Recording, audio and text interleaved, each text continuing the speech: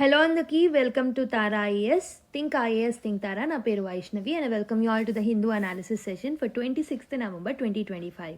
So let's start the discussion without any further delay.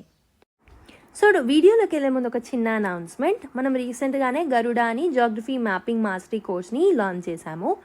So this particular course covers physical, political, environment and current affairs based mapping course anamata idi, and this is a world static mapping course. Okay, world mapping idi, Indian mapping kaadu. So previous year questions based cheskoni strategy అనేది frame చేయడం జరిగింది to prepare and complete this particular course.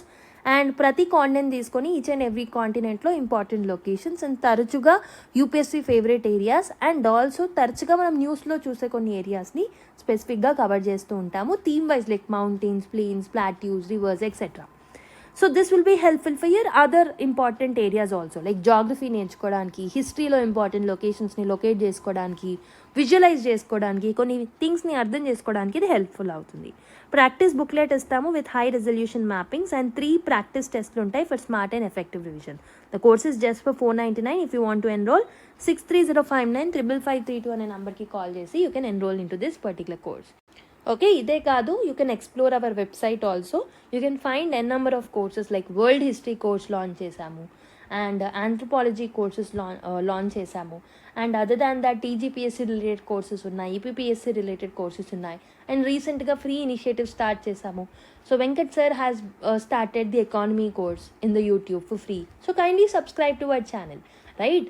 So and also Sairam sir మధ్య మధ్యలో world history classes upload చేస్తారు. Daily బేసిస్లో anthropology answer writing కోర్సెస్ని upload చేస్తున్నారు. So మీరు ఒక్కసారి మా ఛానల్ని సబ్స్క్రైబ్ చేసుకోండి అండ్ మా వెబ్సైట్ని ఎక్స్ప్లోర్ చేయండి, మా యాప్ని ఎక్స్ప్లోర్ చేయండి. Definitely you'll find something which is useful to you. Okay, so let's start the video without any further delay. So let us look at the first article. Trump MBS Summit, $1 trillion among friends అని చెప్పేసి ఒక article రావడం జరిగింది. This is from the editorial page. ఈ article రాసింది ఎవరు అంటే Mahesh Sachdev. He is the retired Indian ambassador అనమాట, specialising in the Arab world and oil ఇష్యూస్కి సంబంధించిన స్పెషలిస్ట్ ఈయన. సో ఈ ఆర్టికల్లో ఈయన ఏం చెప్తూ బిగిన్ చేశారంటే ఈ ఆర్టికల్ని, that the US and Saudi Arabia relationship ఏదైతే ఉందో it is extremely old, right? So it is older than the bodies like UN, it is older than the bodies like NATO, it is older than IMF అని చెప్పేసి చెప్తున్నారు. ఈ relation అనేది almost 1945 నుంచే start అయింది. Okay, so this relation between the US and the Saudi Arabia, it has secretly started on a ship called as USS Quincy. This is the ship name అనమాట. So ఇక్కడ where Roosevelt and Saudi king Abdul Aziz have made a deal. So ఏం deal make చేసుకున్నారు వాళ్ళు అని అంటే, we అంటే US will give you the security and the Saudi will give you the oil. అంటే US ఏమో security ఇస్తుంది, Saudi ఏమో ఆయిల్ ఇస్తుంది అని చెప్పేసి రిటర్న్గా. సో వాళ్ళు డీల్ చేయడం జరిగింది సీక్రెట్గా ఈ షిప్ మీద. Okay, so this deal was meant for almost 60 years, but దీన్ని 2005లో రెన్యూ చేయడం జరిగిందనమాట. నా ఇక్కడ ఆథర్ ఏం చెప్తున్నారు అని అంటే, ఈ రిలేషన్షిప్ ఏదైతే ఉందో between US and Saudi Arabia, it is again being reset. Okay, reset అవుతుంది అని చెప్పేసి అంటున్నారు. And it is becoming updated because Trump ఇంకా crown prince that is Mohammed bin Salman ఎవరైతే ఉన్నారో సౌదీ అరేబియాకి సంబంధించి, వీళ్ళు these people are becoming very very close and they are becoming very very friendly. So basically relationship మధ్యలో it has many ups and downs also. ఇక్కడ author ఏం explain చేస్తున్నారు అని అంటే, రిలేషన్షిప్ అనేది though it is strong, it has faced multiple issues in middle. ఏంటవి? US has became the world's biggest oil producer. US అనేది world's biggest oil ప్రొడ్యూసర్గా మెల్లిమెల్లిగా మారుతూ వచ్చింది. అండ్ దాని తర్వాత అమెరికా డిపెండెన్సీ, సో వాళ్ళు డొమెస్టిక్గా ప్రొడ్యూస్ చేసుకున్నప్పుడు సౌదీ అరేబియా మీద డిపెండెన్సీ తగ్గిస్తారు. దానివల్ల కమర్షియల్ క్లోజ్నెస్ అనేది కొంచెం వీక్ అవ్వడం జరిగిందనమాట, రైట్? సో తర్వాత 1973లో ఏమైంది అని అంటే రమాదాన్ వార్ అనేది జరిగింది. So after Ramadan war in 1973, Saudi Arabia ఏదైతే ఉందో it has joined an oil embargo. So దీనివల్ల వీళ్ళిద్దరి మధ్యలో ఉన్న టైస్ అనేవి ఇంకా స్ట్రెయిన్ అవ్వడం మొదలుపెట్టాయి అనమాట. And later in the year 1980s, okay, 1980స్కి వచ్చేసరికి సౌదీ అరేబియా చైనా నుంచి బ్యాలిస్టిక్ మిసైల్స్ని పర్చేస్ చేయడం మనం చూసాము. So that has shocked the America. So that again strained the relations between them. And తర్వాత యమన్ వార్ టైంలో అమెరికా అనేది డిఫెన్స్ సప్లైస్ని రెస్ట్రిక్ట్ చేసింది. దీనివల్ల సౌదీ యొక్క వార్ కెపాసిటీ అనేది కూడా హర్ట్ అవ్వడం జరిగిందనమాట. లేటర్ ఇన్ 2018 ఖషోగి మర్డర్ ఏదైతే జరిగిందో this severely damaged Saudi and US ties in a very very drastic way. Especially ఆ టైంలో బైడెన్ ఉండే అనమాట. సో దానివల్ల he had avoided MBS, that is this particular king of Saudi Arabia. So దాని తర్వాత Saudi మెల్లిమెల్లిగా చైనా వైపు వెళ్ళడం మొదలుపెట్టింది అనమాట. ఎందుకనంటే యుఎస్ ఒకవైపు ప్రెషర్ చేస్తూ వచ్చింది సౌదీ అరేబియాని. సో దానివల్ల it has increased its ties with China and also the Russia. So China సౌదీకి హెల్ప్ కూడా చేయడం జరిగిందనమాట ఇరాన్తో రిలేషన్స్ని రీస్టోర్ చేయడానికి. అండ్ రీసెంట్గా వచ్చేసరికి గాజా వార్. సో యుఎస్ ఫుల్గా గాజా వార్ టైంలో ఇజ్రాయెల్కి సపోర్ట్ చేయడం జరిగింది. So this was a bit awkward situation for Saudi Arabia. Okay, so it was not in a position to recognise Israel. So ఇజ్రాయెల్కి Saudi అరేబియాకి పడదు, మనకు తెలిసిందే. సో ఇజ్రాయెల్ని రికగ్నైజ్ చేసే పొజిషన్లో సౌదీ అరేబియా లేదు, right? So it want to recognise Israel only when Palestine get statehood. That is again creating a awkward situation. ఇలా సో ఇయర్స్ టుగెదర్ ఇనీషియల్గా రిలేషన్స్ బాగా స్టార్ట్ అయినప్పటికీ సో ఇయర్స్ పాస్ అవుతున్న కొద్దీ రిలేషన్ అనేది స్ట్రెయిన్ అవుతూ వచ్చిందనమాట సౌదీ అరేబియా అండ్ యుఎస్కి మధ్యలో. And now the Trump has returned the throne, మనకు తెలిసిందే. సో దీనివల్ల రిలేషన్షిప్ అనేది between these both countries it has become a re-energised relations. So after Trump has come to the power in 2025 వీళ్ళిద్దరి మధ్యలో relations అనేవి they came back అనమాట. Okay, so Trump has visited 2025లో Trump సౌదీని visit చేయడం జరిగిందనమాట మే 2025లో. So there was a huge welcome that was there for the Trump over there. Almost అక్కడ వాళ్ళిద్దరు కలిసి $142 billion US డిఫెన్స్ డీల్ని సైన్ చేసుకోవడం జరిగింది both of these countries. Okay, parades అయ్యాయి, ఇన్వెస్ట్మెంట్ ఫోరం కూడా కండక్ట్ చేసుకున్నారు. And second important thing is Saudi had pledged almost $1 trillion. So MBS ఎవరైతే ఉన్నారో he has increased and promised investment in the US from $600 billion నుంచి $1 trillion పెంచడం జరిగిందనమాట. This is very very massive, nearly the size of Saudi economy itself, right? And now they are coming up with the new strategic defence అగ్రిమెంట్తో ముందుకు వస్తున్నారు. So Saudi has become a major non-NATO ally. This means America will actively defend Saudi Arabia if attacked అనమాట, right? So civil nuclear cooperation కూడా వీళ్ళిద్దరి మధ్యలో ఉంది. They also discussed about nuclear energy. They also discussed about AI chip making. Okay, so ఇలా వీళ్ళ మధ్యలో ఉన్న relations అనేవి రీసెంట్ టైమ్స్లో ఇంప్రూవ్ అవుతూ వచ్చాయన్నమాట. సో బికాస్ ఈ రిలేషన్షిప్ అనేది this is actually a bit shocking to the other people or other countries around the world because Trump is exaggerating. Saudi economy is tight, right? So promises might not fully materialise. So but still వీళ్ళిద్దరి మధ్యలో ఉన్న relation అనేది so improvise అవుతూ వచ్చిందనమాట. Okay, so ఈ రెండు countries మధ్యలో relations improvise అవ్వడం వల్ల ఆ పర్టికులర్ రీజియన్లో ఎలాంటి ఇంప్లికేషన్స్ ఉంటాయి అని అంటే, so with Trump backing MBS will become even more powerful in the West Asia and other region, right? So ఈ పర్టికులర్ రీజియన్లో సౌదీ అరేబియా చాలా ఎక్కువ పవర్ఫుల్గా మారడం జరుగుతుందన్నమాట. Okay, Saudi has become more assertive than before. Okay, so డిప్లొమాటిక్గా క్వైట్గా అయితే ఉండట్లేదు అనమాట సౌదీ అరేబియా. అండ్ ఇరాన్ అనేది వీకెన్ అవుతూ వస్తుంది. సో ఇజ్రాయెల్ యొక్క లాంగ్ వార్ వల్ల ఇరాన్ బ్యాక్డ్ గ్రూప్స్ ఎవరైతే ఉన్నారో they have been weakening. So Saudi యొక్క డామినెన్స్ పెరుగుతుంది, ఇరాన్ యొక్క డామినెన్స్ తగ్గుతుంది అనమాట.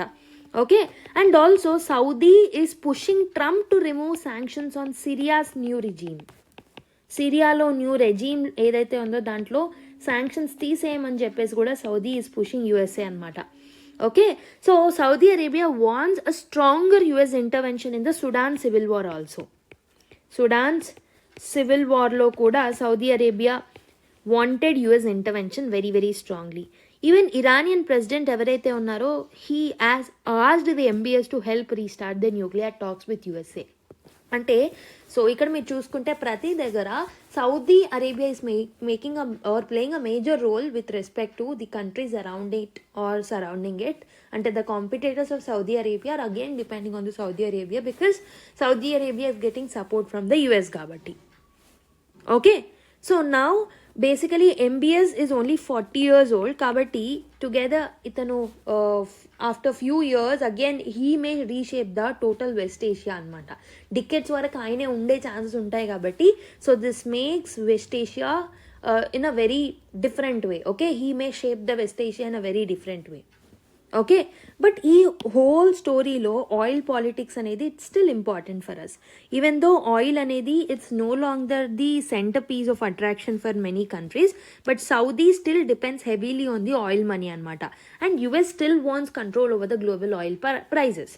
ఓకే, సో రీసెంట్గా మనం చూసాం US has been sanctioning the countries like Russia, countries like Iran, it has been sanctioning even Venezuela.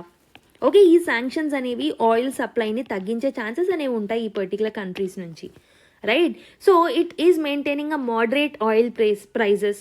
Okay, so ఈ పర్టికులర్ శాంక్షన్స్ వల్ల it creates more space in the global markets, especially Saudi Arabia లాంటి కంట్రీస్కి ఇక్కడ ఏదైతే space create అవుతుందో దాన్ని fill చేయడానికి సౌదీకి help అవుతుంది అనమాట. సో ఈవెన్ దో ఆయిల్ అనేది it is no longer at the heart of the relationship between these both countries అయినప్పటికీ both still benefit from coordinating in the geopolitics with respect to the oil అనమాట. And ఇంకొకటి ఏంటి అని అంటే US and Saudi ties అనేవి it will also help in pushing China and Russia out of the Saudi Arabia. అంటే Saudi అరేబియాలో China and Russia యొక్క stands అనేది తగ్గిపోతుంది. And also it will restore the America's influence, right? And what are the implications of this whole story on India is the major thing that we have to know. Okay, so ఇక్కడ మనకు background story అంతా ఎందుకు చెప్పాము అని అంటే so ఈ relations వల్ల India మీద ఎలాంటి ఇంప్లికేషన్స్ ఉంటాయి అనేదే మనకు కావాల్సిన main important thing for the exam point of view. So the whole story యొక్క impact on India. So Pakistan may get advanced US weapons because US is supporting Saudi Arabia and Saudi Arabia is very close to Pakistan కాబట్టి so పాకిస్తాన్కి US weapons వచ్చే chances అనేవి ఉంటాయి. So and రీసెంట్గా Saudi and Pakistan ఒక defence డీల్ని కూడా sign చేయడం జరిగింది, మనకు తెలిసిందే. So this might actually increase the strength of the defence strength of the Pakistan. That is the first implication that will create some security threats to India, right? Second important thing ఏంటి అని అంటే India may prefer low prices of oil. Okay, so ఈ particular oil prices అనేవి స్టేబుల్గా ఉండడం వల్ల ఇది ఇండియాకి కూడా హెల్ప్ చేస్తుంది అనమాట. సో రష్యా యొక్క సప్లైస్ అనేవి అన్సర్టైన్ అవుతున్నాయి కాబట్టి బికాస్ ఆఫ్ ది శాంక్షన్స్ ఈ new markets or new rise of Saudi Arabia అనేది it will help us to stabilise and to diversify our oil markets, right? And third important thing is Saudi Vision 2030 is a very good opportunity for Indian companies and IT sector also. ఇక్కడ నుంచి కూడా మనం benefit అవ్వచ్చు. And ఇంకొకటి China యొక్క influence తగ్గింది అని అంటే India will get more space to increase or deepen the ties with Saudi Arabia. That is another implications on India. And ఇంకొకటి ఏంటి అని అంటే సౌదీ ఇంకా ఇజ్రాయెల్. సో ఇజ్రాయెల్ కూడా it is very close to US కాబట్టి so if Saudi and US relations improve అవుతాయి Saudi and Israel relationships కూడా so normalise అయ్యే అవకాశాలు ఉంటాయి కాబట్టి so if Saudi and Israel ties improves the corridor becomes easier to build. ఇక్కడ మనకు West ఏషియాలో, మిడిల్ ఈస్ట్లో, యూరోప్ కారిడర్లో like Middle East Europe corridor ఏదైతే ఉందో దట్ ఈస్ ఐమెక్ కారిడర్ ఏదైతే ఉందో సో దీన్ని మనం మళ్ళీ రీస్టార్ట్ చేసే అవకాశాలు అనేవి ఉంటాయన్నమాట. ఓకే, జహాబార్ పోర్ట్ దగ్గర ఉన్న ఇష్యూస్ కానివ్వండి, ఐమెక్ కారిడర్ మీద వస్తున్న ఇష్యూస్ కానివ్వండి, వీటన్నిటిని మనం సాల్వ్ చేసుకోవచ్చు if these relations improve. Okay, and now if you look at the US, it is now clearly prioritizing the economic deals more than the moral issues like human rights. So kabatti India can learn how to negotiate with the US, how to renegotiate with the US so that we can have some transactional style of the relationship with US anamata. So the final message of this article ఏంటి అని అంటే, Trump ఇంకా MBS chemistry అనేది restore అవుతుంది కాబట్టి, which is primacy, which is a important thing for the Saudi Arabia and it create some primacy for Saudi Arabia. కాబట్టి ఈ relationship అనేది it is not just oil for security అయినప్పటికీ, there are some new drivers and emerging areas like artificial intelligence etcetera that are coming up. ఈ alliance అనేది definitely that will help India most of the times, except for Pakistan receiving the US weapons. ఇది ఒకటి తప్పితే most of the other ఏరియాస్లో మనకి positive ఉండే chances అనేవి ఎక్కువగా ఉన్నాయన్నమాట. I hope you have understood. So this is how you need to derive the information from the articles for the exam point of view. This is how you'll build bit by bit for your exam, right? Next article, decoding personality rights in the age of artificial intelligence అని చెప్పేసి మాధవి రవికుమార్ గారు, she is the assistant professor in the department of the communication university of Hyderabad అన్నమాట. So రీసెంట్గా ఏమైంది అని అంటే, అభిషేక్ బచ్చన్ కానివ్వండి, ఐశ్వర్య రాయ్ గారు కానివ్వండి, they went to the Delhi High Court అనమాట. ఎందుకు ఢిల్లీ హైకోర్ట్కి వెళ్ళారు వీళ్ళు అని అంటే, because some people are making some AI generated videos of them. So fake సిచ్యువేషన్స్ని క్రియేట్ చేసి, ఫేక్ ఎక్స్ప్లిసిట్ సీన్స్ని క్రియేట్ చేసి వాటిని గూగుల్లో, యూట్యూబ్లో అండ్ అదర్ ప్లాట్ఫామ్స్లో పెట్టడం జరుగుతుందన్నమాట. So they have mainly argued two important things. ఈ పర్టికులర్ వీడియోస్ ఏవైతే పెడుతున్నారో ఆర్ పోస్ట్లు ఏవైతే పెడుతున్నారో, ఓకే, ఫొటోస్ ఏవైతే పెడుతున్నారో, first thing that is creating is వాళ్ళ రెప్యుటేషన్ అనేది డ్యామేజ్ అవుతుందన్నమాట. And also it is creating some financial losses to them, వాళ్ళ రెప్యుటేషన్ అనేది డ్యామేజ్ అవ్వడం వల్ల. ఓకే, సో బేసికలీ ఫ్యూచర్లో ఏఐ మోడల్స్ ఏవైతే ఉన్నాయో వాటిని ట్రైన్ చేయడంలో you have to make sure that these things will not be created again, right? So ఫ్యూచర్లో ఏఐ మోడల్స్ని మీరు ట్రైన్ చేసేటప్పుడు యూ మేక్ ష్యూర్ దట్ ఈ పర్టికులర్ పర్సనాలిటీ రైట్స్ అనేవి డిస్టర్బ్ అవ్వకుండా చూసుకునేలా చూసుకోండి అని చెప్పేసి వాళ్ళు, so they went to the court అనమాట.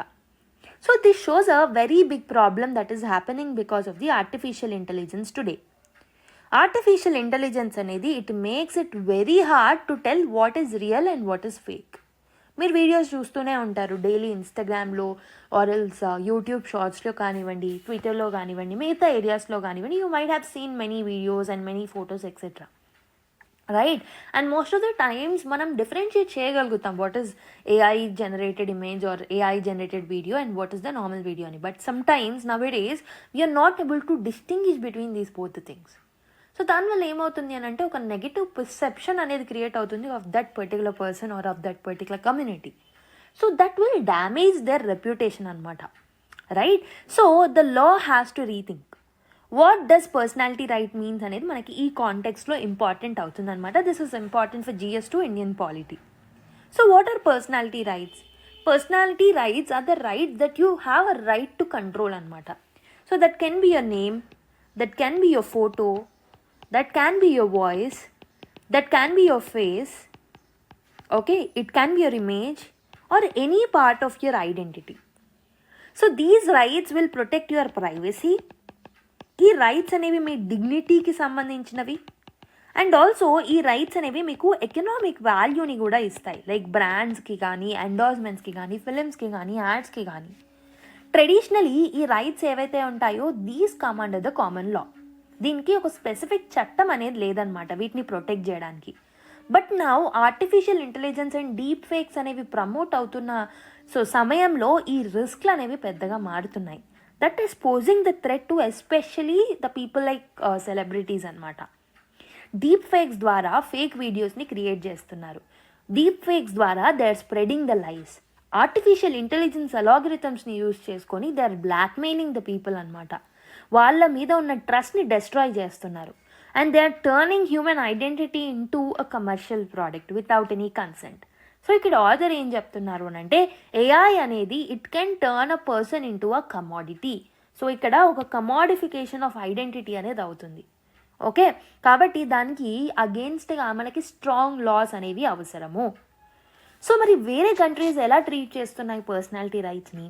ఇక్కడ ఆర్టికల్లో సో ఆథర్ ఏం చెప్తున్నారు అని అంటే, గ్లోబల్ లీగల్ సిస్టమ్ అనేది it is a mosaic system. ప్రతి రీజియన్కి ఒక్కొక్క లా అనేది ఉంది, ఒక్కొక్క టైప్ ఆఫ్ రెస్ట్రిక్షన్స్ అనేవి ఉన్నాయి. యూరోప్లో మనం చూసుకుంటే పర్సనల్ డిగ్నిటీ బేస్డ్ చట్టాలు అనేవి ఉన్నాయి. అండ్ యుఎస్లోనేమో ప్రాపర్టీ బేస్డ్ చట్టాలు అనేవి ఉన్నాయి. ఇండియాలో మాత్రం మనకి కొన్ని డిగ్నిటీ బేస్డ్ లాస్ ఉన్నాయి, కొన్ని ప్రాపర్టీ బేస్డ్ ఉన్నాయి. Like everything is not under one particular law, ఒక పర్టికులర్ చట్టంలో అన్నీ లేవు. సో ఫ్రాగ్మెంటెడ్గా హైబ్రిడ్ మోడల్స్లో మన దగ్గర ఉన్నాయన్నమాట. If you look at the India's approach in detail, India does not have any specific law for personality rights. So courts ఏం చేస్తాయనంటే personality రైట్స్ని case by కేస్లో deal చేస్తాయి. For example Puttaswamy కేసులో రైట్ టు ప్రైవసీని ఫండమెంటల్ రైట్గా మనం treat చేయడం జరిగింది. Okay, and courts కూడా కేసెస్లో lot of కేసెస్లో so ఈ పర్టికులర్ ఏఐ వైలేషన్స్ని ప్రైవసీ ఇన్ఫ్రింజ్మెంట్గా ట్రీట్ చేయడం చూసాం. And sometimes they are leading to intellectual property infringement, and sometimes both are also happening. So there are some important Indian cases that are mentioned in the article. ఒకటి వచ్చేసి Amitabh Bachchan versus Rajat Nagi case. So 2022 case అనమాట. ఇక్కడ court ఏం recognise చేసిందంటే బచ్చన్కి he has a exclusive rights to his name, voice and image అని చెప్పడం జరిగింది. And there is another case called as Anil Kapoor versus simply life India case 2023. ఇక్కడ కోర్ట్ బ్యాన్ చేసిందనమాట ఏఐ యూజ్ని ఫేసెస్కి, అతని యొక్క గెస్చర్స్కి, ఐకానిక్ ఫ్రేజెస్ లైక్ ఝాకాస్కి ఇవన్నిటికీ వాడకూడదు because it harms the brand value of that particular person అన్నట్టు చెప్పింది అనమాట. And third important cases Arijit Singh case. So ఈ కేసులో బాంబే హైకోర్టు ఏం చెప్పింది అని అంటే అర్జిత్ సింగ్ యొక్క వాయిస్ ఏదైతే ఉంటుందో it cannot be cloned by artificial intelligence without any permission. So ఈ కేసెస్లో the Indian court system is telling us that privacy అనేది very important. And most of the cases are related to privacy and property also. We have a hybrid model or a hybrid point of view. But Indian system మీరు చూసుకుంటే case to case బేసిస్లో మనం వాటిని treat చేస్తున్నాం and most of the things are reactive in approach. So ప్రతిసారి మనం react అవుతున్నాం కానీ ప్రోయాక్టివ్గా ఎలాంటి మెజర్స్ అనేవి తీసుకోవట్లేదు. సో ప్రస్తుతం ఉన్న ఐటీ యాక్ట్ కానివ్వండి, 2024లో ఐటీ ఇంటర్మీడియరీ గైడ్ లైన్స్ కానివ్వండి, these are mentioning the deep fakes and impersonation. But ఇక్కడ వాటిని ఎన్ఫోర్స్ చేయడం అనేది చాలా కష్టంగా ఉంది. Okay, so it is creating some anonymity. సో ఇక్కడ ఎవరు చేస్తున్నారు అనేది మనకు తెలియట్లేదు. It is becoming anonymous. Content అనేది it is travelling across the countries. Data అనేది it is stored on foreign service. కాబట్టి ఎక్కడి నుంచి ఈ సోర్స్ అనేది ఉంది అనేది మనము ట్రాక్ చేయలేకపోతున్నాం, ట్రేస్ చేయలేకపోతున్నాం. సో మరి వేరే కంట్రీస్ ఎలా చేస్తున్నాయి? ఫర్ ఎగ్జాంపుల్ ఇక్కడ మనకి యుఎస్ యొక్క అప్రోచ్ని ఆథర్ మెన్షన్ చేశారు. సో ఇక్కడ యుఎస్ ఏంటి అని అంటే US calls personality rights as right to publicity. So it is treated like a property అనమాట. ఈ రైట్స్ని ప్రాపర్టీ లాగా వాళ్ళు ట్రీట్ చేస్తారు. And you can own it, you can sell it, you can license it, your heirs ఎవరైతే ఉన్నారో they can inherit it also. So 1953లో యుఎస్లో there is a case Haelan labs versus tops అనే కేసులో they have made it clear that AI laws అనేవి okay they have to be updated in the US, right? So వాళ్ళు కేసెస్ని and లాస్ని update చేసుకుంటూ వచ్చారనమాట. ఈ లాస్ ఏవైతే వాళ్ళు అప్డేట్ చేస్తున్నారో రీసెంట్గా వాళ్ళు లాని అప్డేట్ చేశారు 2024లో. ఈ పర్టికులర్ లాస్ ఏం చేస్తున్నాయనంటే ఏఐ యొక్క అన్ఆథరైజ్డ్ యూజెస్ ఫర్ వాయిసెస్ కానివ్వండి, లైక్నెస్నెస్ కోసం కానివ్వండి, వాటన్నిటిని బ్యాన్ చేయడం జరిగిందనమాట. Okay, and also some AI కేసులో so there are some bots that are encouraging the self harm. So దానివల్ల కొన్ని టీనేజర్స్ సూసైడ్ చేసుకోవడం కూడా జరిగిందనమాట. ఫ్లోరిడాలో ఒక కేసు అనేది జరిగింది. It has claimed that a bot acted like a fake therapist. ఒక థెరపిస్ట్ లాగా కూడా ఈ బాట్స్ అనేవి యాక్ట్ చేస్తున్నాయి. కొన్నిసార్లు ఈ బాట్సే సెల్ఫ్ హార్మ్ని ఎంకరేజ్ చేస్తున్నాయి. ఓకే, సో ఇలా డిఫరెంట్ కేసెస్లో ఏఐ మిస్యూజ్ని డిఫరెంట్గా యుఎస్ కూడా ట్రీట్ చేయడం జరిగింది. అండ్ యూరోప్లో మాత్రం they are focusing on dignity and consent. So యూరోప్లో ఉన్న జీడిపిఆర్ ఏదైతే ఉందో, జీడిపిఆర్ 2016 అనే చట్టం ఏదైతే ఉంటుందో, so under it personal data and biometric data ఏదైతే ఉంటుందో it cannot B processed without consent అనమాట. సో అంటే చట్టంలో వాళ్ళు కొన్ని ప్రొవిజన్స్ని యాడ్ చేశారు. యూరోపియన్ యూనియన్లో కూడా ఏఐ యాక్ట్ అనేది ఉంది. సో ఏఐ యాక్ట్ అనేది డీప్ ఫేక్ టెక్నాలజీ ఏదైతే ఉంటుందో దాన్ని ఒక హై రిస్క్ జోన్గా లేబుల్ చేయడం జరిగింది. కాబట్టి డీప్ ఫేక్స్ని యూజ్ చేసినప్పుడు ట్రాన్స్పరెంట్గా ఉండాలి. So there should be a disclosure and you should use the deep fakes only in a proper way, okay, in a constructive way. It is not for destructing any personal rights or anything. చైనాలో మాత్రం కొంచెం strict loss అనేవి ఉన్నాయి. Beijing internet court ఏదైతే ఉందో 2024లో it has told that AI voices అనేవి it must not mislead the consumers. Okay, so అలా కొన్ని స్ట్రిక్ట్ రూల్స్ని చైనా తీసుకురావడం జరిగింది. సో బేసికలీ పర్సనాలిటీ రైట్స్ కానివ్వండి, దాన్ని ఎలా ట్రీట్ చేసినప్పటికీ globally it has becoming a biggest problem. ప్రతి ఒక్క పర్సనాలిటీ రైట్స్ని వేరే వేరే లాస్తో డిఫరెంట్ కంట్రీస్ డిఫరెంట్గా ట్రీట్ చేస్తూ వస్తున్నాయి. డిఫరెంట్గా వాటికి పనిష్మెంట్స్ని స్పెసిఫై చేస్తూ ఉన్నాయి. సో ఏఐ అనేది it is crossing borders in a very few seconds. National laws అనేవి సరిపోవు when the information is travelling across the borders. Because of that దాని యొక్క ఎన్ఫోర్స్మెంట్ అనేది చాలా వీక్గా ఉండడం మనం చూస్తున్నాం. Okay, so I hope you have understood till here, and there are some ethical debates also revolving around this issue, that is human versus AI అనే ఒక ఎథికల్ డిబేట్ కూడా వస్తుంది. యునెస్కో యొక్క 2021 AI ఎథిక్స్ గైడ్ లైన్స్ ఏం చెప్తున్నాయి అని అంటే, AI అనేది it must actually respect the human dignity and AI అనేది it should not exploit the people, ఎవరిని ఎక్స్ప్లాయిట్ కూడా చేయకూడదు. అండ్ కొంతమంది స్కాలర్స్ కొన్ని న్యూ ఇష్యూస్ని కూడా రైజ్ చేస్తున్నారు ఏఐకి సంబంధించి. ఇండియాలో లీగల్ స్ట్రక్చర్ అనేది చాలా వీక్గా ఉంది ఆర్టిఫిషియల్ ఇంటెలిజెన్స్కి సంబంధించి. అసలు what is AI, what is deep fake, high risk AI అంటే ఏంటి, వీటన్నిటికీ క్లియర్ డెఫినేషన్స్ అనేవి ఇండియాలో లేవు. అండ్ ఇంకొకటి ఏంటి అని అంటే, one of the legal loop whole ఏంటి అని అంటే, ఒక పర్టికులర్ పర్సన్ ఆర్ ఆర్టిస్ట్ చనిపోయిన తర్వాత పర్సనాలిటీ రైట్స్ని కూడా లూజ్ అవ్వడం జరుగుతుంది according to the previous supreme court judgements. So దానివల్ల దాన్ని మిస్యూజ్ చేసుకొని, సో ద డెడ్ ఆర్టిస్ట్లు ఎవరైతే ఉంటారో వాళ్ళ డీప్ ఫేక్స్ని మిస్యూజ్ చేయడం కూడా మనం చూస్తున్నాం అనమాట. ఓకే, అండ్ ఆల్సో ఇంకొకటి ఏంటంటే, should artificial intelligence get the legal personhood అనేది another debate that is revolving around. Okay, and ఇంకొకటి ఏంటి అని అంటే, ఏఐ అనేది దీనికి డ్యూయల్ నేచర్ అనేది ఉంటుంది. It can be used for the creative aspects like ChatGPT, art tools, and on the other hand it is becoming dangerous. కాబట్టి దీన్ని ఓవర్ రెగ్యులేషన్ చేసినా కష్టమే, it may hurt the innovation. So కాబట్టి ఏం చేస్తే బాగుంటుంది, what India need to do in order to treat this particular problems which are related to artificial intelligence అనేది లాస్ట్లో మనకు ఆథర్ ఇచ్చారు. So author is telling that first important thing that we need to do is a full law is needed to be made. So personality rights అంటే ఏంటి, ఎలా protect చేయాలి, so దానికి punishments అనేవి ఏమి ఉండాలనేది ఒక పర్టికులర్ చట్టాన్ని మనం తీసుకురావాలి. Okay, it's not just about the court judgements. AI వాటర్ మార్కింగ్ని కంపల్సరీగా మనం తీసుకురావాలి. So if AI content is used or AI video is used, it must have a detectable watermark. And ఈ డిటెక్టబుల్ వాటర్ మార్క్ ద్వారా people will know what is the real content and what is the fake content or what is the AI generated content అనేది వాళ్ళు ఈజీగా అర్థం చేసుకోగలుగుతారు.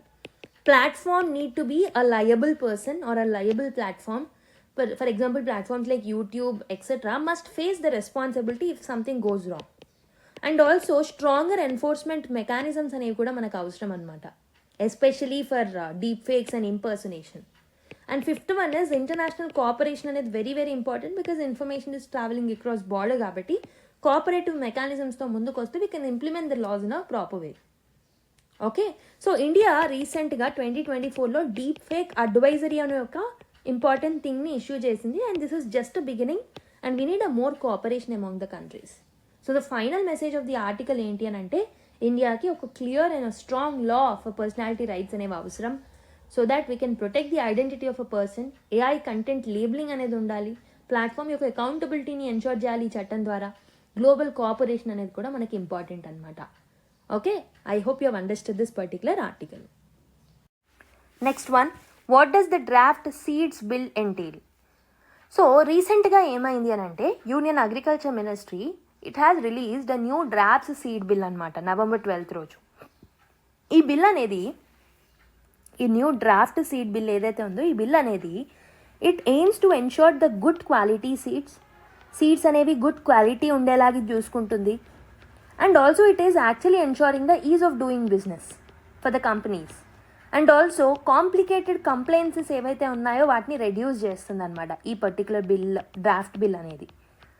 And also it is actually giving a guidelines with respect to stronger punishments.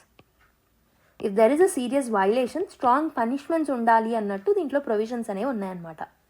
అయితే ఈ particular draft seed bill అనేది ముందుగా మన దగ్గర ఉన్న సీడ్ యాక్ట్ ఏదైతే ఉందో, seeds act 1966 and seeds control order ఏదైతే ఉందో 1983 వీటన్నిటిని రీప్లేస్ చేస్తుందన్నమాట.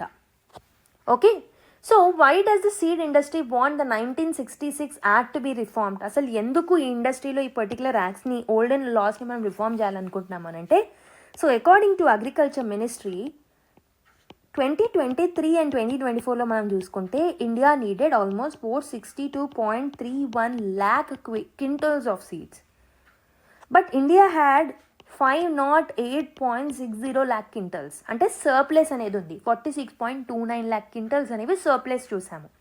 సో సీడ్ ఇండస్ట్రీస్ అనేవి సీడ్ ఇండస్ట్రీ గ్రూప్స్ ఏవైతే ఉన్నాయో they said that old law ఏదైతే ఉంటుందో it is outdated because it is not covering the new seed technologies. Okay, అసలు ఎందుకు న్యూ చట్టం అనేది అవసరం అనేది నేను చెప్తున్నాను చూడండి.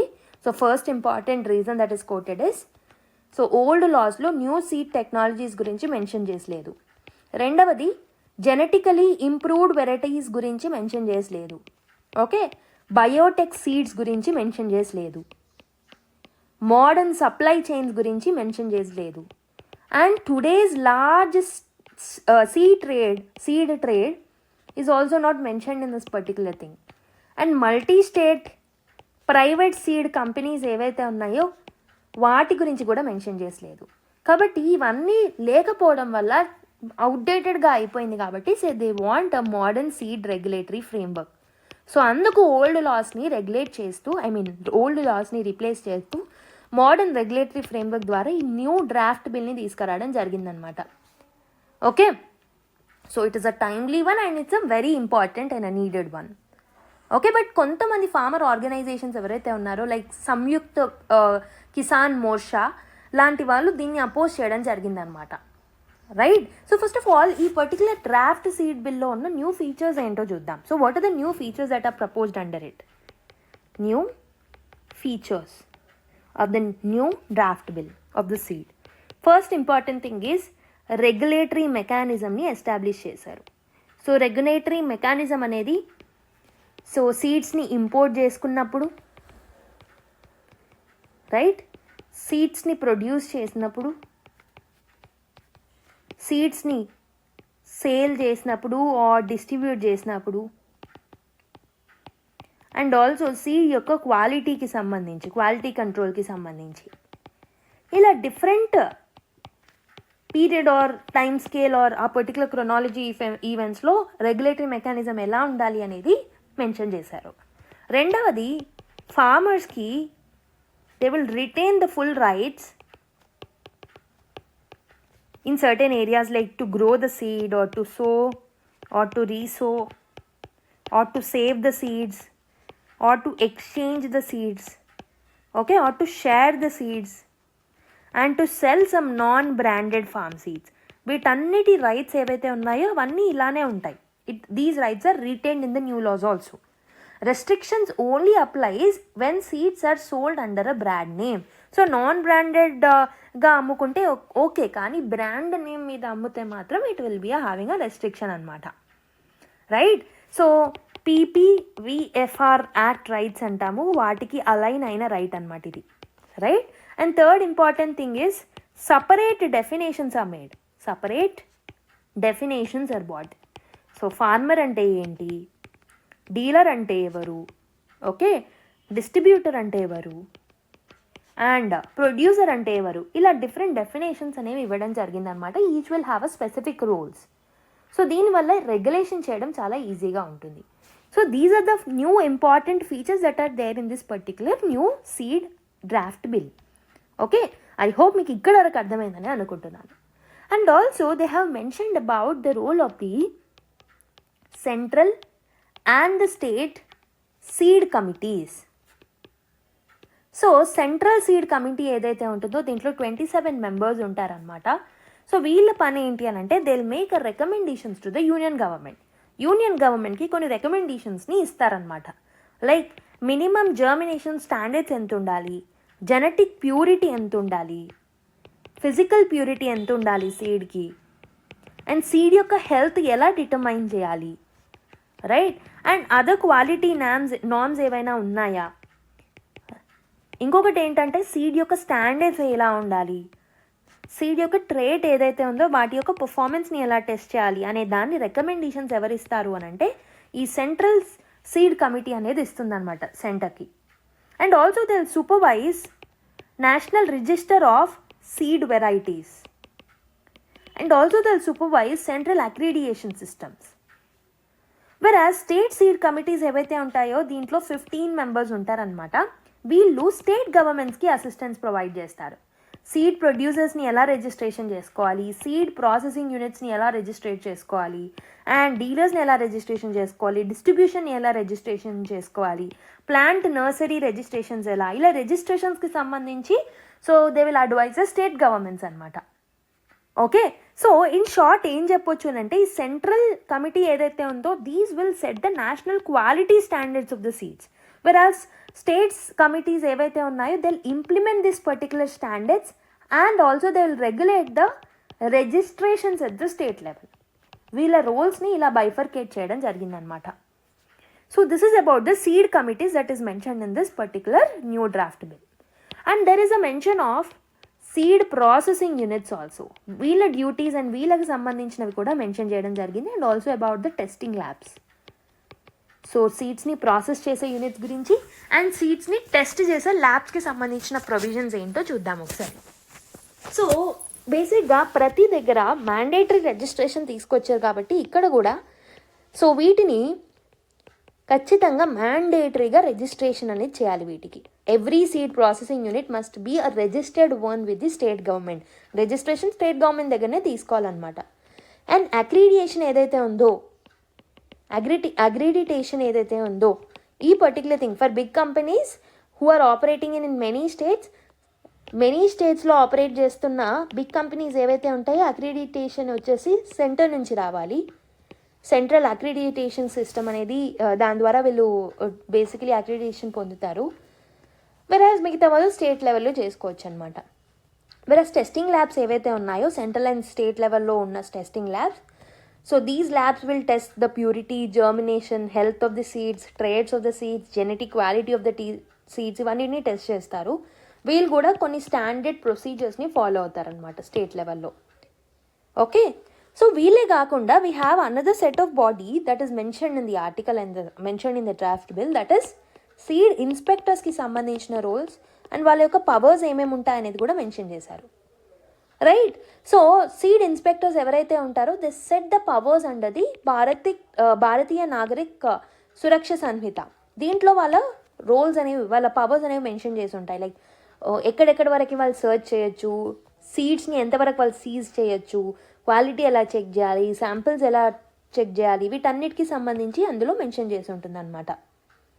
ఓకే, అండ్ రెగ్యులేషన్ ఏదైతే ఉంటుందో it becomes stricter and more enforceable also. So and also there are some punishments that are mentioned in this particular bill. ఇవన్నీ బాడీస్ గురించే కాకుండా కొన్ని పనిష్మెంట్స్ గురించి కూడా మెన్షన్ చేయడం జరిగిందనమాట. They have mentioned about the punishment. So బేసిక్గా కొన్ని different basically different side headings కింద వీటిని డివైడ్ చేయడం జరిగింది. Trivial punishments, minor punishments and major punishments. So punishments are ranging from 50,000 నుంచి 30 lakhs వరకు అనమాట. అండ్ 3 years వరకు కూడా ఇంప్రిజన్మెంట్ ఉంటుంది. Right, how it is different from 2019 draft. 2019లో కూడా ఒకసారి డ్రాఫ్ట్ని తీసుకొచ్చారు. ఆ టైంలో పెనాలిటీస్ అనేవి 25K నుంచి 5 lakh వరకు ఉంటాయని చెప్పారు. ఇంప్రిజన్మెంట్ 1 year వరకు ఉంటుందని చెప్పారు. But now the penalties have increased and punishments are also increased. Okay, so ఈ పనిష్మెంట్స్ అన్నీ ఒఫెన్సెస్ అన్నీ కన్స్యూమర్ ప్రొటెక్షన్ లాస్ కింద ఉండేవన్నమాట. బట్ నౌ న్యూ డ్రాఫ్ట్ ఏం చేస్తుంది అని అంటే పనిష్మెంట్స్ని ఇంక్రీజ్ చేసింది, పెనాలిటీస్ని ఇంక్రీజ్ చేసింది అండ్ ఆల్సో ఈ వాటిని కన్స్యూమర్ ప్రొటెక్షన్ లాస్లో కాకుండా ఈ న్యూ బిల్లోకే తీసుకొచ్చింది అనమాట. అంటే పనిష్మెంట్స్ ఈ న్యూ చట్టంలో నుంచే ఇస్తారు, not from the consumer protection authorities or laws. Okay, and also there are some changes in the farmer rights, and imports and క్వాలిటీకి సంబంధించి కొన్ని చేంజెస్ తీసుకొచ్చారు. ఫార్మర్ రైట్స్కి సంబంధించి మీరు చూసుకున్నట్టయితే now they are linked more closely to PPVFR act. Okay, so PPVFR అంటే plant varieties and farmer rights act అనమాట. దానికి అలైన్ అవుతూ ఉన్నాయి ప్రస్తుతం ఫార్మర్ రైట్స్. క్వాలిటీ స్టాండర్డ్స్ చూసుకుంటే now they have become more stricter with respect to purity, germination, health, trade స్టెబిలిటీకి సంబంధించి కొంచెం స్ట్రిక్ట్గా మారాయి. సీడ్ ఇంపోర్ట్స్ గురించి మనం చూసుకున్నట్టయితే imports of seeds are now more liberal. They have become more liberal in the new draft. But ఇవన్నీ ఉన్నప్పటికీ ఫార్మర్ గ్రూప్స్ ఏవైతే ఉంటాయో they are worried. So for example all India Kisan Sabha కానివ్వండి అండ్ మిగతా ఫార్మర్ గ్రూప్స్ కానివ్వండి, దే ఆర్ నాట్ హ్యాపీ. ఎందుకనంటే first important thing is cost of the cultivation ఏదైతే ఉంటుందో ఇట్ విల్ ఇంక్రీజ్ అనమాట. దే ఫియర్ దాట్ ఈ కార్పొరేషన్స్ని సెటప్ చేయడం వల్ల ప్రిడేటరీ ప్రైజింగ్ ఉండొచ్చు, ఓకే, హై క్వాలిటీ సీడ్స్ మీద మొనోపొలీ పెరుగుతుండొచ్చు, దానివల్ల కాస్ట్ ఆఫ్ కల్టివేషన్ అనేది పెరుగుతుందనే బాధపడుతున్నారు వాళ్ళు. అండ్ ఆల్సో సీడ్ సావర్నిటీ యొక్క లాస్ అనేది ఉంటుంది. అంటే they believe that big multinational companies ఏవైతే ఉన్నాయో సీడ్ మార్కెట్స్ని డామినేట్ చేసే అవకాశాలు అనేవి ఉంటాయి. దానివల్ల సావర్నిటీ అనేది ఉండదన్నమాట సీడ్ మార్కెట్లో. అండ్ ఆల్సో రెగ్యులేషన్స్ తీసుకొచ్చారు, కానీ these has become very very centralised అని అంటున్నారు. Most of them are centralised and corporatised అని చెప్పేసి వాళ్ళు అంటున్నారు. దీనివల్ల ఫార్మర్ రైట్స్ వీకెన్ అవుతాయి, లోకల్ కంట్రోల్ ఉండదు, బయోడైవర్సిటీ లాస్తో కొన్ని కాన్ఫ్లిక్ట్స్ వచ్చే అవకాశాలు అనేవి ఉంటాయి. అండ్ ఆల్సో ప్రస్తుతం ఉన్న లీగల్ ప్రొటెక్షన్స్ ఏవైతే ఉంటాయో వాటితో కూడా కొన్ని కాన్ఫ్లిక్ట్స్ అనేవి వస్తాయి. ఫర్ ఎగ్జాంపుల్ PPVFR యాక్ట్ కింద కొన్ని కాంట్రడిక్షన్స్ ఉంటాయి, బయోలాజికల్ డైవర్సిటీ యాక్ట్కి సంబంధించి ఆర్ మిగతా బయోడైవర్సిటీ లాస్కి సంబంధించి కొన్ని కాంట్రడిక్షన్స్ అనేవి వస్తాయి అన్నమాట. And corporate industry May capture this particular thing, right? So దానివల్లనే వాళ్ళు అపోజ్ చేస్తున్నారు అనమాట. I hope you have understood this particular article. This is still in the draft stage, but I explained it and simplified as much as possible. So, Mali, the act ga maarnappudu it will become important for the exam point of view. Okay, now let's go to another article. Next article chuddam. Over 80% nations got loans from China in the last 2 decades అని చెప్పేసి ఒక article రావడం జరిగిందనమాట. So what this particular thing is like, ఇది data పాయింట్లో రావడం జరిగింది. ఇక్కడ మనకు డేటా ఎక్కడి నుంచి వస్తుంది అని అంటే ఎయిడ్ డేటా రిపోర్ట్ అనమాట. సో 2000 నుంచి 2000 ఇయర్ నుంచి 2023 వరకు మనం చూసుకుంటే China has lended over almost $2 trillion. So 179 out of 217 countries or territories అన్నిటినీ కలుపుకుంటే they have received at least 1 Chinese loan అనమాట, according to this particular aid data report. Okay, China has effectively become the world's largest creditor and also the debt collector as of 2023. ఎవరికి ఎక్కువ loans వచ్చాయనంటే the top beneficiaries are US, right? So యూఎస్కి almost $200 billion of loan ఇవ్వడం జరిగిందనమాట over 2500 projects. 95% from the China's state owned banks and enterprises ఇక్కడ యూఎస్కి loans వెళ్ళడం జరిగిందనమాట. Mostly these are the commercial loans. US alone accounts for almost 9% of all the Chinese lending. Second place lo Russia undanamata. Russia is receiving almost $172 billion. And third place lo undi Australia. Australia has received $130 billion, and the fourth place is European Union. It has received almost $161 billion. So income wise chuskunte high income countries have received almost $943 billion అనమాట. Approx 20% of the China's total global లెండింగ్లో వీళ్ళకే ఎక్కువ వచ్చాయి. Low income countries ఏవైతే ఉన్నాయో they have steadily declined as the recipients. Why are high income nations receiving so much? ఎందుకనంటే they are becoming from the aid provider to the commercial lender. So China యొక్క early focus ఏదైతే ఉందో 2000 నుంచి 2013 వరకు infrastructure and energy, low income economies మీద ఎక్కువ invest చేసేది. But నా 2013 తర్వాత post BRI, that is belt and road initiative తర్వాత చైనా ఎక్కువ energy, connectivity and ports projects, railways ప్రాజెక్ట్స్లో ఇన్వెస్ట్ చేస్తుంది గ్లోబల్గా, మెయిన్లీ ద రిచ్ కంట్రీస్లో. అండ్ నౌ 2020 నుంచి చూసుకుంటే China has shifted to commercial and profit oriented lending, mostly to the developed countries. Example US యొక్క lending patterns చూసుకుంటే 2000లో $320 million వచ్చేవి, 2023లో $19 billion వస్తున్నాయి అన్నమాట యూఎస్కి ఫ్రమ్ చైనా. కాబట్టి చైనాకి, so it shows, this particular data shows that China యొక్క commercial integration పెరుగుతుంది with the developed countries. Okay, earlier belt and road initiatives కింద 75% ఆఫ్ ద లోన్స్ వేరే కంట్రీస్కి ఇచ్చే దాంట్లో బీఆర్ఐ కిందనే ఇచ్చేదన్నమాట చైనా. బట్ నా దాని వెయిటేజ్ అనేది తగ్గింది, 25%కి తగ్గిందనమాట వెయిటేజ్, రైట్. అండ్ చైనా యొక్క గ్లోబల్ ఎయిడ్ ఏదైతే ఉంటుందో it is falling. So loans అనేవి పెరుగుతున్నాయి, బట్ గ్లోబల్ ఎయిడ్కి లోన్స్కి డిఫరెన్స్ ఉంటుంది కదా. ఎయిడ్ అనేది ఇంట్రెస్ట్ రాదు, రైట్. ఎయిడ్ అంటే జస్ట్ లైక్ దట్ కంట్రీస్కి ఇచ్చేయడం, లో డెవలపింగ్ కంట్రీస్కి అలా. సో బేసికలీ ఈ పర్టిక్యులర్ గ్లోబల్ ఎయిడ్ అనేది కూడా, సో ట్రెండ్స్ ఏం చెప్తున్నాయనంటే it has decreased, there is a clear decline in the China's developmental oriented assistance అని చెప్పొచ్చు. Okay. And how does China get it's project approved so easily అని అంటే, ఈ పర్టిక్యులర్ ఎయిడ్ డేటా రిపోర్ట్ ప్రకారం 80% approval rate ఏదైతే ఉందో for the Chinese mergers and acquisitions abroad, వాటికి quick acceptance రావడానికి కారణం ఏంటి అని అంటే, హోస్ట్ కంట్రీస్లో స్క్రీనింగ్ మెకానిజమ్స్ చాలా వీక్గా ఉండడం. And also most of the investments China is using offshore shell కంపెనీస్ని యూజ్ చేసుకుంటుంది, ఇంటర్నేషనల్ బ్యాంక్ సిండికేట్స్ని యూజ్ చేసుకుంటుంది. దాని ద్వారా వాళ్ళు ఇన్వెస్ట్ చేస్తున్నారనమాట. అండ్ ఆల్సో డెవలపింగ్ ఎకనామీస్లో చైనా యొక్క ఇన్ఫ్లుయెన్స్ చాలా హ్యూజ్గా ఉంటుంది.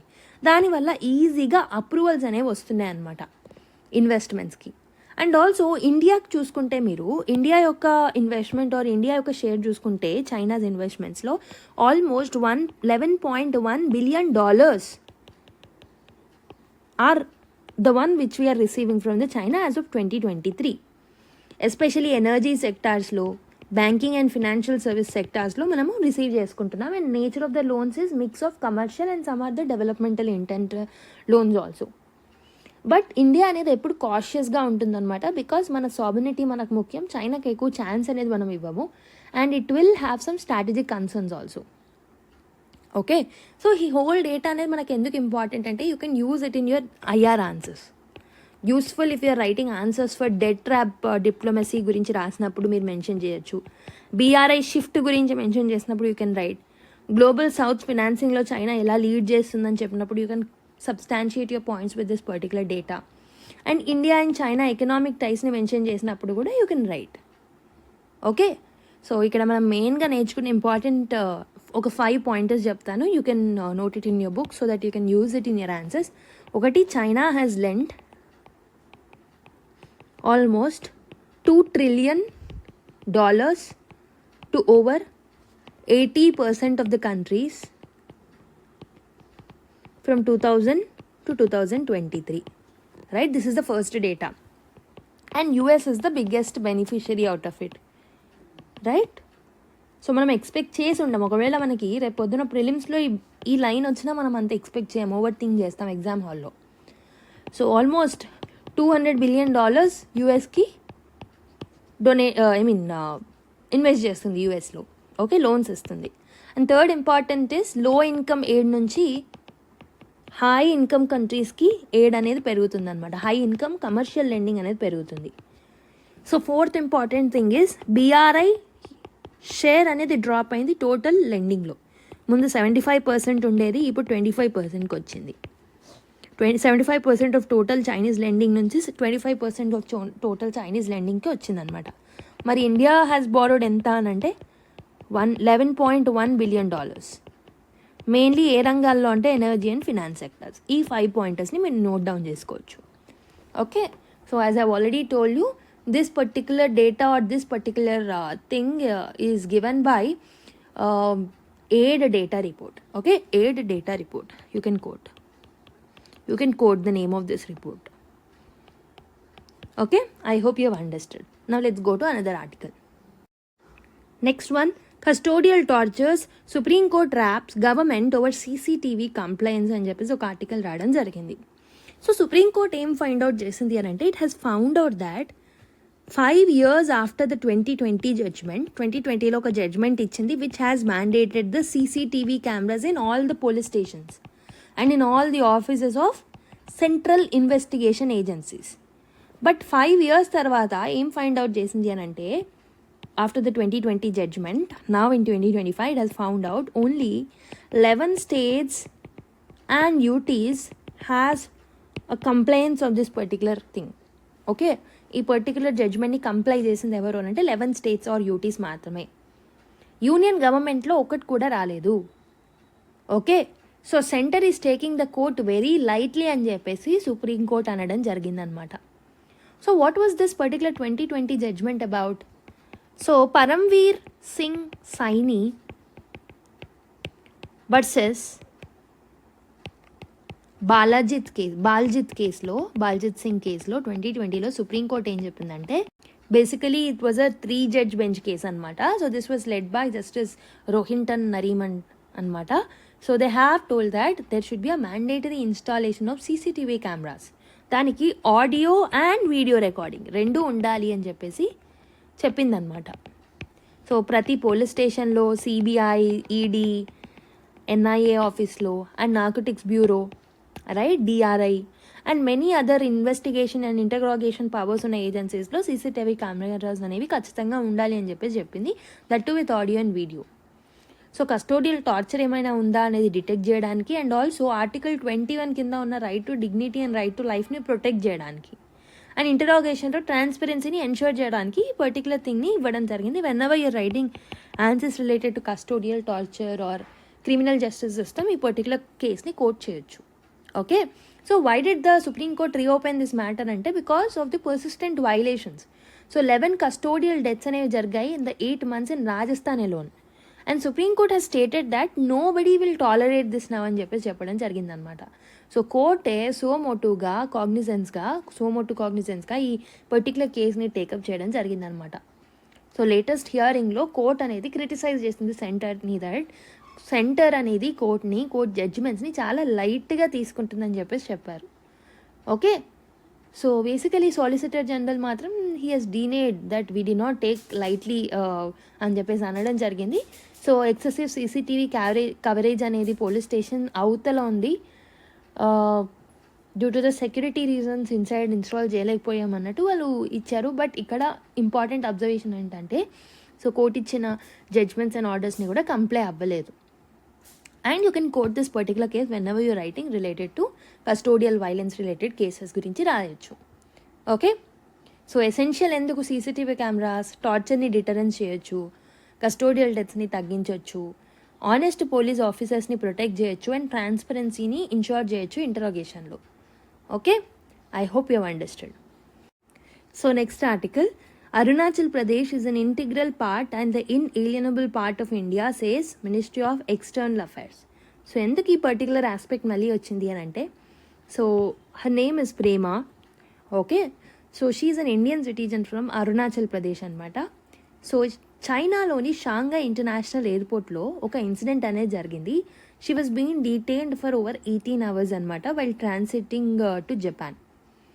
So the reason given by the Chinese authorities ఏంటి అని అంటే, ఈవెన్ చైనీస్ ఈస్టర్ ఎయిర్లైన్స్ వాళ్ళు ఏం చెప్పారు అని అంటే, దే హ్యావ్ క్లెయిమ్డ్ దట్ తన యొక్క ఇండియన్ పాస్పోర్ట్ ఏదైతే ఉంటుందో ఇది ఇన్వాలిడ్. ఎందుకు అని అంటే, అరుణాచల్ ప్రదేశ్ అనేది the Chinese territory, India territory కాదు అన్నట్టు వాళ్ళు చెప్పారనమాట.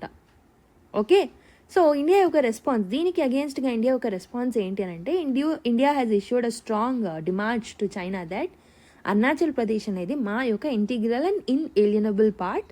చైనాస్ యాక్షన్స్ అనేవి they are violating the international conventions on air travel అని చెప్పేసి చెప్పడం జరిగిందనమాట. Okay, I hope you have understood this particular incident. So China యొక్క రెస్పాన్స్ ఏంటి అని అంటే, incident has handled according to the Chinese laws and regulations అన్నట్టు వాళ్ళు అన్నారనమాట. ఓకే, అండ్ అరుణాచల్ ప్రదేశ్ యొక్క CM పేమా ఖండు గారు కూడా అర్జెంట్ ఇంటర్వెన్షన్ అనేది ఉండాలి బై ద సెంటర్ అని చెప్పేసి అన్నారు. And also he condemned the treatment as appalling humiliation and racial mockery అని చెప్పేసి అనడం జరిగిందనమాట. సో ఈ పర్టికులర్ ఇన్సిడెంట్ని ఆర్ ఈ పర్టికులర్ థింగ్ని మీరు whenever you're writing related to China India relations in IR, you can quote this particular thing. Okay, next article, net FDI negative for second straight month in September. So ఏమైంది అని అంటే, for the second consecutive month India యొక్క net FDI ఏదైతే ఉందో it has been negative అనమాట. So September 2025 figure చూసుకుంటే it was $2.4 billion, meaning investment from India is leaving India అనమాట. Okay, so ఎంతైతే ఇండియాలోకి ఎంటర్ అవుతుందో ఇన్వెస్ట్మెంట్, దీనికన్నా ఏదైతే బయటికి వెళ్తుందో అది ఎక్కువ ఉండడం జరిగిందనమాట. It is higher than that of this.